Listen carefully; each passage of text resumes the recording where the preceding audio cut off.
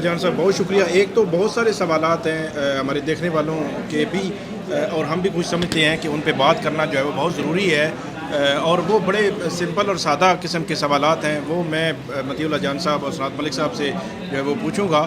سب سے پہلے اسناد ملک صاحب سے شروع کرتے ہیں کہ اسناد ملک صاحب کل دو ججز کا جو ہے وہ اختلافی جو اقلیتی نوٹ ہے تفصیلی فیصلہ آیا ہے, تو اس میں جو پوائنٹ اٹھایا گیا ہے وہ اس سے ایک تاثر جا رہا ہے کہ شاید وہ کچھ لوگ تو اس کو بڑا کو تاریخی فیصلہ قرار دے رہے ہیں, تاریخی الفاظ قرار دے رہے ہیں, اور خاص طور پر جو اس میں بات ہے کہ غیر آئینی قرار دیا گیا ہے, اور تاثر جا رہا ہے کہ شاید 8 ججز کا فیصلہ جو ہے وہ غیر آئینی ڈکلیئر کیا گیا ہے, اور الیکشن کمیشن کو یہ کہا گیا ہے کہ آپ نے غیر آئینی اقدام کوئی بھی ایسا آرڈر ہو تو اس کو اس کی جو پیروی ہے یا اس پر عمل کرنا آپ نہ کریں, ایسی جو ہے وہ تاثر دیا گیا ہے. جی ثاقب صاحب بہت شکریہ. دیکھیں تاریخی تو یہ ہے نوٹ جس میں سپریم کورٹ کے میرا خیال ہے تاریخ میں کبھی اس طرح نہیں ہوا ہوگا کہ 2 ججز نے کہا کہ سپریم کورٹ کا یا میجارٹی ججمنٹ اس کو اب نہ فالو کریں.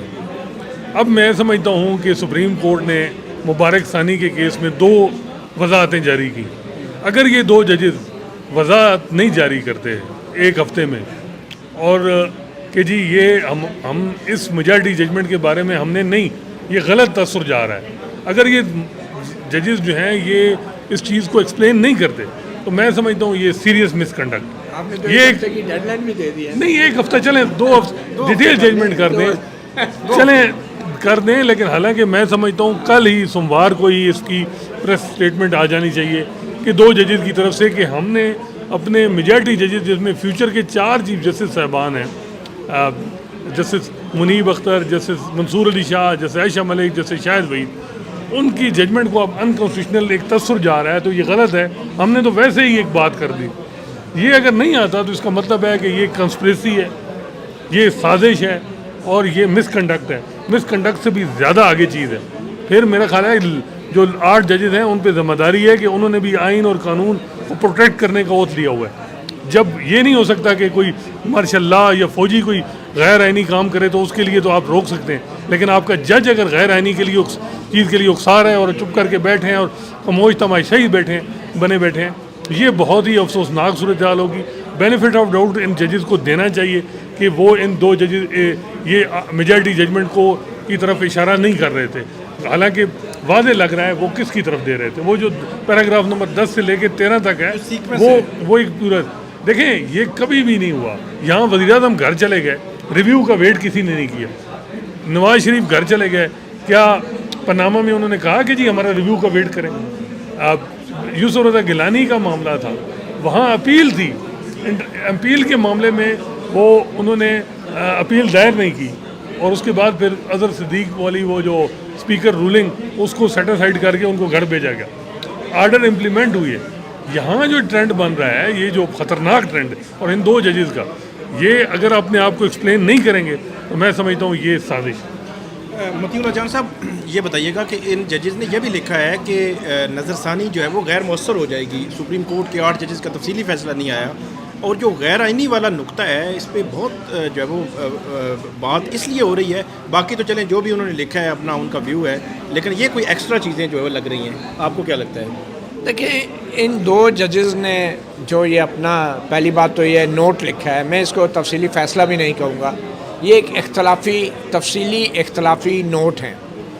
اور بدقسمتی کی بات ہے کہ ہماری سپریم کورٹ میں کچھ ججز جو ہیں وہ نوٹ لکھنے کے تو ماہر ہیں, لیکن ججمنٹس لکھنے کے لیے اتنی محنت نہیں کرتے جس کام کی انہیں تنخواہ بھی دی جاتی ہے. اور یہ بھی انہوں نے اس فیصلے میں لکھا ہے کہ ہم انتظار کرتے رہے کہ تفصیلی فیصلہ آئے گا, اور چونکہ وہ نہیں آیا تو ہمیں مختصر حکم کے سے ہی اختلافی نوٹ لکھنا پڑ رہا ہے. اب میں تو یہ کہتا ہوں کہ یہ جو 2 معزز ججز ہیں, کیا ان کو نوٹ لکھنے کی تنخواہ دی جاتی ہے یا فیصلے لکھنے کی تنخواہ دی جاتی ہے؟ اب تفصیلی فیصلہ آیا ہو یا نہ آیا ہو, انہوں نے یہ کیوں طے کر لیا ہے کہ صرف اختلاف ہی کرنا ہے, اور کوئی طرح مصرع دے گا تو آپ شعر پورا کریں گے, یا کوئی آپ کو کچھ کہے گا تو آپ اس کے خلاف بات کریں گے. آپ جج ہیں سپریم کورٹ کے, برابر کی تنخواہ لیتے ہیں, آپ ججمنٹس لکھیں, آپ کویسچنز آف لا فریم کریں, آپ اپنے فیصلے دیں اور پھر چھوڑ دیں لوگوں پہ کہ آپ کا فیصلہ اقلیت میں ہے یا اکثریت میں ہے. یہ جو نوٹ لکھنے والی جو مذاق میں سمجھتا ہوں بن گیا ہے کہ ہمیں تفصیلی فیصلہ نہیں ملا, نہ تفصیلی فیصلہ ملنے پہ نظر ثانی ہو رہی ہے, اور نہ سپریم کورٹ کے 2 ججز تفصیلی فیصلہ نہ ملنے کے اوپر وہ اپنا فیصلہ لکھ پا رہے ہیں.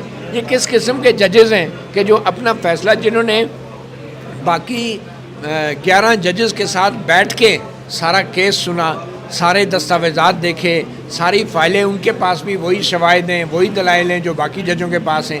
تو یہ جو ہیں 8 ججوں کے فیصلے کا انتظار کیوں کر رہے ہیں, اور یہ کیوں صرف ایک مخالفانہ قسم کا مائنڈ سیٹ کے ساتھ اپنے فیصلے لکھتے ہیں. اور یہ جو فیصلہ لکھا ہے اس کی بھی وہ کوالٹی نہیں ہے, یہ بھی صرف انگریزی ہے, نہ اس میں وکیلوں کے دلائل کا حوالہ ہے, نہ اس میں سپریم کورٹ کے پرانے فیصلوں کا حوالہ ہے. تو میرے خیال میں یہ کہہ دینا, اور ایک میں بالکل اسناد صاحب یہ بالکل ڈان کا آرٹیکل ہے, اور ڈان کا آرٹیکل جو آپ کو پتہ ہے چیف جسٹس قاضی فائزہ بھی لکھتے رہے ہیں ڈان میں, بڑے طویل عرصے تک لکھتے رہے. تو یہ کہنا کہ تفصیلی فیصلہ نہیں آیا, میں سمجھتا ہوں اسناد نے بڑا اچھا اس کو ایکسپلین کیا ہے کہ تفصیلی فیصلہ جو ہے اس سے پہلے جو شارٹ آرڈر جاری کیا جاتا ہے وہ اسی مقصد کے لیے ہوتا ہے کہ سپریم کورٹ جب کوئی فیصلہ دیتی ہے تو اس کے اوپر عمل درآمد فوری طور پہ ہونا لازمی ہو جاتا ہے.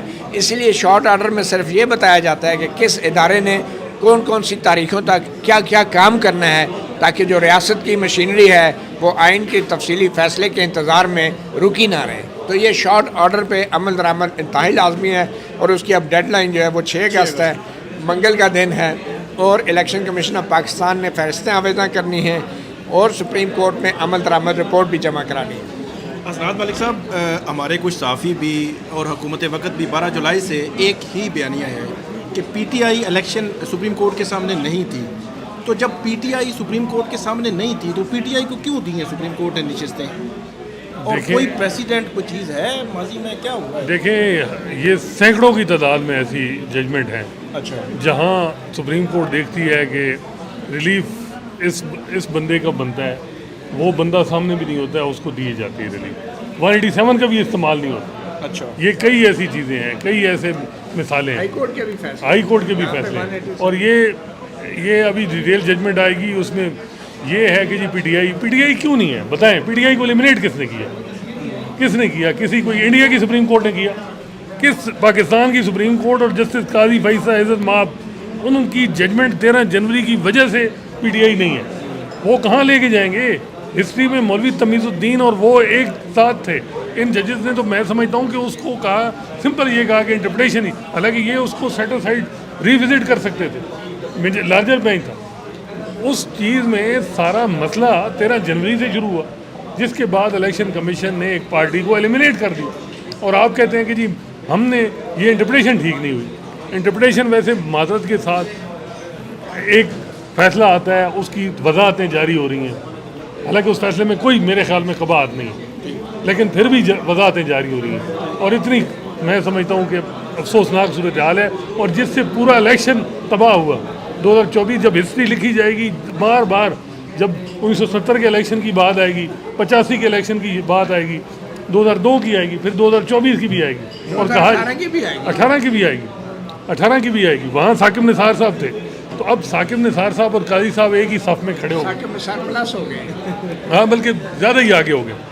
دیکھیں مسئلہ یہ ہے کہ ایک تو مسئلہ یہ ہے, یہ لیگل نہیں میٹر, اس کو اب جوڈیشل پالیٹکس انٹر ہو گئی ہے, معاملہ ہو گیا ہے. بظاہر جسٹس قاضی فیصل ایسا لگ رہا ہے نالاں ہیں, اور ایسی سپریم کورٹ میں حرکتیں ہو رہی ہیں جو ہم ناقابل بیان ہیں. اب اطلاعات یہ ہیں کہ جسٹس منصور علی شاہ ان کے ایک ریسرچر تھے, وہ لاہور سے ان کے ساتھ تھے. ریسرچر کا بڑا کام ہوتا ہے ڈیٹیل ججمنٹ لکھنے میں, یعنی وہ دیتے ہیں, ساری پوری ریسرچ کر کے دیتے ہیں. وہ ریسرچر جو ہیں وہ ریپیٹریٹ کر دیے گئے ہیں پنجاب جوڈیشری میں. کہا جا رہا ہے کہ جی ان کے 5 سال پورے ہو گئے. یہاں کئی ایسے لوگ ہیں جو خواجہ داؤد ایک خٹک تھے, جو 6 سال بھی رہے ہیں, 7 سال. پتہ نہیں اب جیسے منصور علی شاہ سے کسی نے پوچھا ہے یا نہیں, اور ان کا ریسرچر جو ہے وہ بھیج دیا ہے ڈیٹیل, اتنی اہم ججمنٹ. تو اب اس کو کس طرح دیکھیں؟ ایک اور 8 ججز میں سے جج صاحب ہیں, ان کے ڈرائیور چلے گئے ہیں, ان کو بھی گھر بھیج دیا گیا کہ ریپیٹریٹ کر دی. جب اس قسم کی حرکتیں ہوں گی تو پھر کیا آپ ایکسپیکٹ کریں گے؟ یہ حرکتیں کون کر رہے ہیں؟ جو اتھارٹی ہے مجال وہی کر رہی ہے. کہا تو رشتار کا ہی، رشتار کس کے ایمان پہ کام کرتا ہے؟ چلیں جی، یہ بھی آپ نے اچھی بات کی. جی